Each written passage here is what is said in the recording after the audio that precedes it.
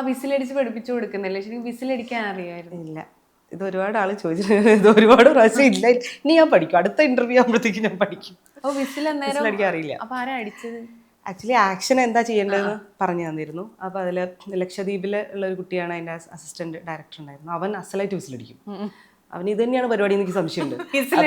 അപ്പോൾ ഞാൻ കൈ വെക്കും, ഞാൻ അടിക്കുന്ന സമയത്ത് സൗണ്ട് അവൻ ഉണ്ടാക്കും. പക്ഷെ ഞങ്ങൾ ഡബ് ചെയ്യുന്ന സമയത്ത് ആ കുഞ്ഞുണ്ടായിരുന്നില്ല.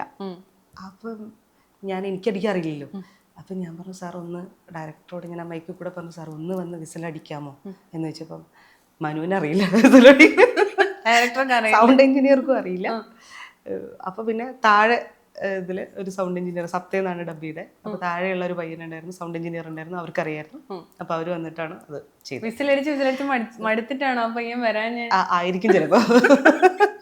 പക്ഷെ അതൊന്നും അധികം പോയില്ല കേട്ടോ, അധികം ഷോട്ടുകൾ പോയില്ല. കല്യാണി വിസിലടിക്കാൻ പഠിച്ചായിരുന്നോ? ഇല്ല, കാറ്റ് മാത്രമേ വരുന്നുണ്ടായിരുന്നുള്ളൂ, എന്നെ പോലെ തന്നെ. ശബ്ദം പുറത്ത് വരുന്നുണ്ടായിരുന്നു.